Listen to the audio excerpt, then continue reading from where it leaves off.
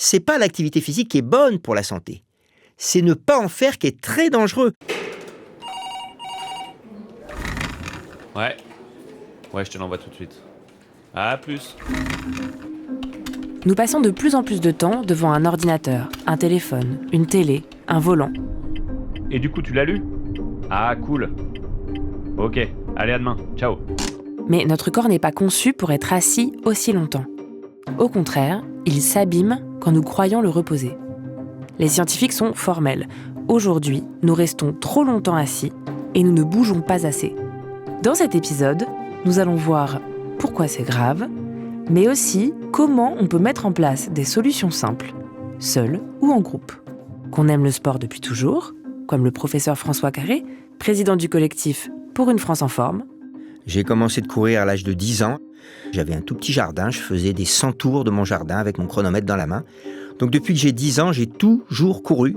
Ou qu'on ait appris à l'aimer, comme Catherine Grenier, directrice des assurés à l'assurance maladie. Quand j'étais petite, j'aimais pas beaucoup le sport à l'école, mais pas parce que c'était du sport, parce que c'était obligatoire et qu'on choisissait pas l'activité. Je pense que c'est extrêmement important d'avoir plaisir. Bouger, c'est bon pour la santé. Premier épisode, lâcher la chaise. Bonjour, je suis François Carré, je suis cardiologue du sport et médecin du sport au CHU de Rennes. Et j'ai une petite particularité, c'est que je suis très engagé contre l'inactivité physique et la sédentarité. Je prescris de l'activité physique depuis plus de 40 ans. Quand François Carré a commencé à s'intéresser à ces questions pendant ses études, le sujet ne passionnait personne. Il raconte souvent que pendant son internat, il a présenté un exposé sur le rôle de l'activité physique sur l'hypertension artérielle. Au bout de 20 minutes, il n'y avait presque plus aucun médecin dans la salle. 40 ans plus tard, ce sujet est devenu une question de santé publique majeure. Pourtant, il reste peu connu du grand public. La sédentarité, d'abord, ce n'est pas l'inactivité physique. On a, nous, physiologistes de l'exercice, longtemps tout mis dans le même sac. En fin de compte, ce qu'on a oublié, c'est que quand les gens ne bougent pas, ils restent assis toute la journée. Et c'est ça, maintenant, qui est mauvais. Alors en fait, oui, c'est très important de différencier la sédentarité du besoin d'activité physique. Catherine Grenier, directrice des assurés de l'assurance maladie. La sédentarité, c'est le fait de rester dans une situation de repos dans la journée d'éveil de manière trop importante. Avant, on donnait des chiffres. On disait 7-8 heures. On ne les donne plus. Pourquoi ? Tout simplement parce que, en France, actuellement, les jours travaillés, c'est 12 heures par jour pour un adulte de sédentarité et les jours de repos, 9 heures. Donc, c'est plus la peine de donner des chiffres, puisque de toute façon, on dépasse largement les chiffres dangereux pour notre santé. La moitié de la journée assis, ça paraît énorme. Faisons le calcul. Alors, 1 heure aller-retour pour aller au bureau, 7 heures au moins devant l'ordi, et 2 heures le soir devant la télé. J'en suis déjà à 10 heures. Et ça, c'est sans compter les repas. Ça donne un peu le tournis. Quand je suis assis, je crois que ça me repose, ce qui est faux. Dès que je me relève et qu'il faut que je monte un escalier ou que je marche, j'ai mal aux jambes, je suis resté assis longtemps, donc il faut que je me dérouille, etc. Donc je me rassieds. Et en fin de compte, c'est ce que j'appelle l'addiction à la chaise. Nous avons une addiction à la chaise. Ouais, d'accord, mais moi je fais quand même 2 fois du sport par semaine. Je cours. Et je pousse de la fonte. Eh bien, ça ne se compense pas. Ce sont 2 choses différentes. Je peux faire 2 heures de sport par jour et être assis 12 heures par jour. Eh bien oui, je suis sportif, mais je suis sédentaire. Mes 2 heures ne compenseront pas les 12 heures passées assises. Mais après tout, est-ce que c'est grave de passer trop de temps sur son canapé ? Ah, parce que je suis pas assez productif, c'est ça. Traite-moi de flemmard pendant que tu y es. Non, c'est pas un jugement moral. C'est une question de santé, individuelle et collective. Quand on est assis, le sang circule moins bien dans le corps et les organes n'en reçoivent plus assez pour bien fonctionner. Plus grave encore, le fait d'être assis augmente la glycémie, c'est-à-dire le taux de sucre dans le sang. C'est-à-dire que quand vous êtes assis, et ça c'est prouvé, 7 heures dans votre journée au travail, la nuit d'après de votre travail, même si vous êtes allé faire du sport en sortant du travail, votre glycémie est plus élevée que si vous êtes levé régulièrement toutes les heures et demie pendant votre temps de travail. Et ma glycémie élevée pendant la nuit, elle abîme mes vaisseaux. Parce que c'est la même chose pour la pression artérielle qui est augmentée et la même chose pour le taux de cholestérol, les 3 facteurs de risque principaux de l'infarctus du myocarde. Et maintenant, on l'a parfaitement prouvé. Donc en fait, Notre corps n'est pas fait pour rester assis ou couché toute la journée. Au problème de la sédentarité s'ajoute le manque d'activité physique. L'activité physique, ce n'est pas forcément pratiquer un sport. C'est simplement bouger. Aller à pied au bureau, faire du vélo, du jardinage, du ménage. Avec nos modes de vie de plus en plus sédentaires, nous en faisons de moins en moins. Ah, la vie au grand air, c'est bon quand même. Selon une étude de l'Agence nationale de sécurité sanitaire, 95% des adultes français risquent de voir leur santé se dégrader par manque d'activité physique ou à cause d'un temps de sédentarité trop long. Ah oui, quand même, 95%. C'est beaucoup, non? En d'autres termes, presque tout le monde est concerné. Vous, moi, nos enfants. Car les enfants et les adolescents, qui passent des heures assis en cours, puis devant les écrans à la maison, sont particulièrement touchés. La capacité physique des enfants a baissé d'environ 25 à 30% en 40 ans. Qu'est-ce que ça veut dire? Que nos enfants, contrairement à ce que croient les parents, nos enfants ne sont pas en bonne santé. Nous, on le sait. La pression artérielle du collégien actuel est plus élevée que la pression artérielle au repos du collégien d'il y a 20 ans. Le taux de sucre est plus élevé. Le taux de cholestérol est plus élevé. Résultat des courses, aujourd'hui, la première cause d'arrêt cardiaque avant 30 ans, c'est l'infarctus du myocarde. L'infarctus du myocarde, il y a 10 ans, on le faisait à 45 ans. Aujourd'hui, c'est 30 ans. Au-delà de la question de l'infarctus, c'est toute notre santé mentale et physique qui est mise en cause par la sédentarité.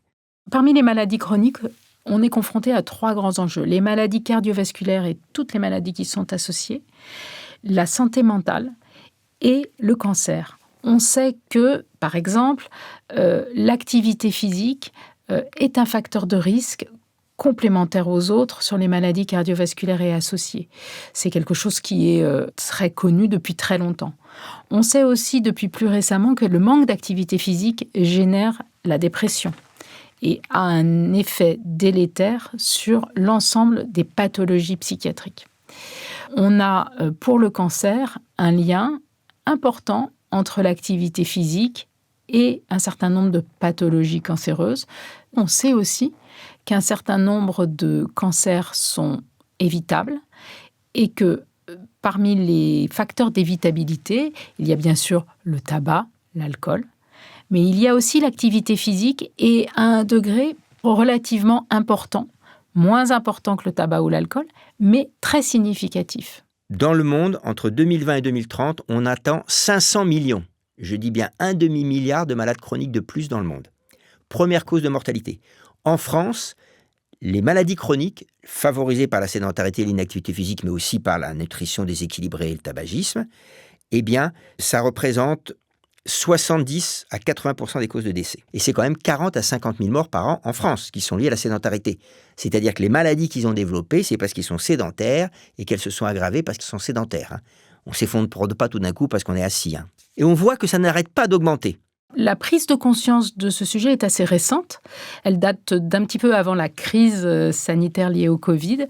Elle est en particulier liée à une expertise collective qui a été réalisée par l'INSERM. INSERM, Institut national de la santé et de la recherche médicale. Et qui a montré l'enjeu que ça représentait en ayant réalisé une analyse scientifique de l'ensemble de la littérature sur le sujet et qui a pu dégager l'ensemble des maladies pour lesquelles l'enjeu de l'activité physique était clé. Et ce n'est pas un détail, c'est un traitement. J'aime bien l'idée de dire que les interventions non médicamenteuses peuvent avoir une efficacité en tant que telle. Ce n'est pas un petit plus. Ça peut améliorer la situation de manière importante, quelquefois plus que des médicaments. Et ça, c'est quelque chose d'important à entendre pour la population. 1, 2, 3, 4. Lutter contre la sédentarité et encourager l'activité physique pour tout le monde représente un tournant dans l'approche des maladies. 3 et 4. Et je fais juste que marcher là. C'est mettre l'accent sur la prévention, les mesures qui vont permettre de limiter l'apparition des maladies, plutôt qu'intervenir quand elles sont déjà déclarées. 3 et 4. Oui, en gros, mieux vaut prévenir que guérir, quoi. Oui, et c'est aussi vrai à grande échelle. Depuis plusieurs années, l'assurance maladie a donc opéré un virage préventif. Alors, le virage préventif, c'est de positionner la prise en charge de la population sur l'anticipation des maladies, repérer au plus tôt des facteurs de risque pour limiter leurs effets délétères sur la santé. Et c'est un enjeu international parce qu'aujourd'hui, les enjeux de santé publique ne sont plus les maladies aiguës, les maladies infectieuses, qui existent toujours, mais sur lesquelles on a des traitements efficaces. L'enjeu majeur, c'est de réduire le poids des maladies chroniques, ces maladies qui font qu'on va vivre longtemps, on va continuer à vivre, mais avec une qualité de vie dégradée et un coût important pour la société. La cause principale pour laquelle il y a un déficit si important au niveau de l'assurance maladie, eh bien c'est simplement parce que ces maladies chroniques coûtent une fortune. Et tant qu'on ne diminuera pas ce nombre de malades, on n'y arrivera pas. En fin de compte, notre solution pour sauvegarder notre système de santé, c'est simple, c'est la prévention. En travaillant avec de nombreux partenaires, le ministère de la Santé, Santé publique France, la Haute Autorité de Santé, mais aussi des structures plus spécifiques comme l'Institut national du cancer ou encore des associations de professionnels et de patients, l'assurance maladie développe une approche centrée sur la promotion de la lutte contre la sédentarité et l'inactivité physique. Alors justement, quelles sont les recommandations à suivre ? Bah oui, je fais quoi moi du coup ? 1. Il faut diminuer notre temps de sédentarité. On est assis 11 heures, il faut passer à 10h30. Remplacer ce temps-là par de l'activité physique. Et 2, il faut se lever toutes les heures et demie parce qu'il faut casser ces périodes assises prolongées. Ce sont elles qui sont les plus mauvaises pour la santé. Si je ne le fais pas, j'augmente de 30% tous les risques d'avoir une maladie chronique. Diabète, cancer, maladie d'Alzheimer pour les personnes âgées, accident vasculaire cérébral, infarctus, dépression, burn-out. Alors je suis obligé de bosser debout ? Pas vraiment. Il faut plutôt se lever toutes les heures et demie et bouger. Les muscles doivent travailler 1 minute ou 2 pour remettre en route l'organisme. Ah bah ça va alors. Des gestes simples peuvent suffire. Faire des réunions debout, faire des réunions en marchant, se lever pour aller voir un collègue plutôt que de lui envoyer un mail, ou encore installer un petit pédalier de bureau pour activer ses muscles en traitant ses dossiers.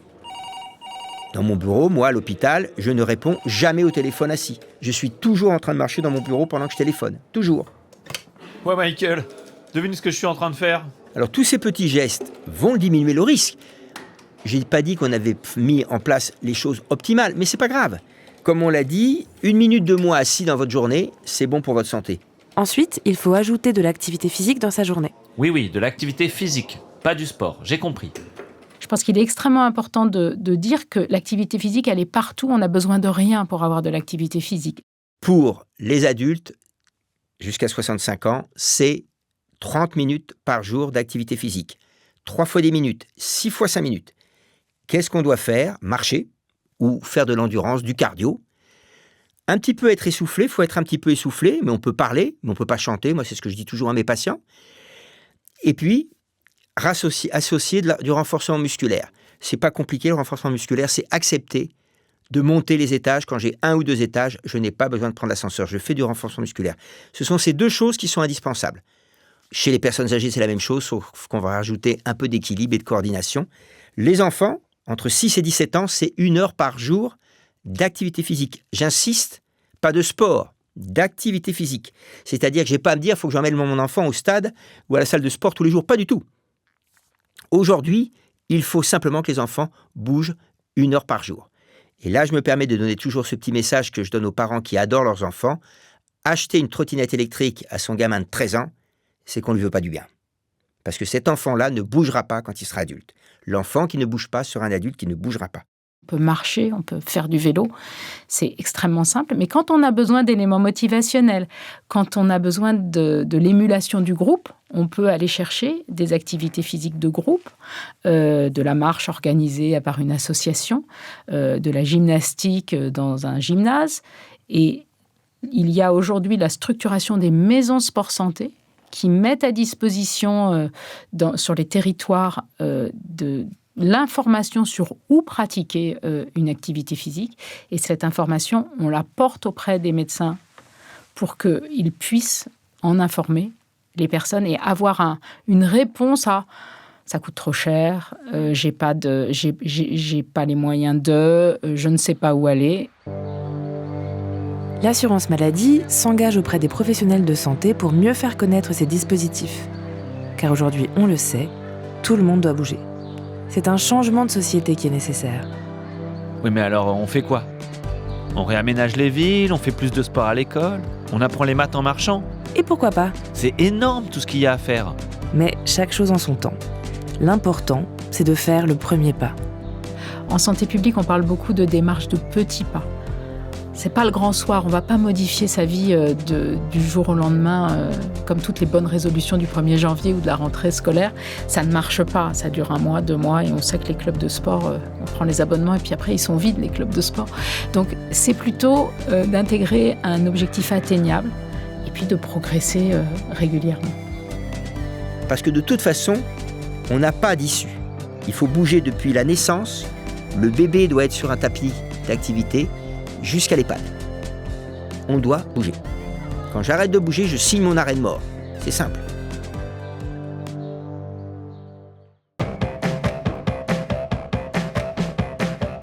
L'assurance maladie soutient de nombreux dispositifs pour reprendre goût à l'activité physique selon son mode de vie et ses besoins. Nous en découvrirons quelques-uns dans ce podcast. Et dans le prochain épisode, nous entendrons la professeure Martine Laville et nous irons au Blanc-Ménil à la mission Retrouve ton cap pour découvrir comment l'activité physique permet de lutter contre l'obésité chez les jeunes. À suivre!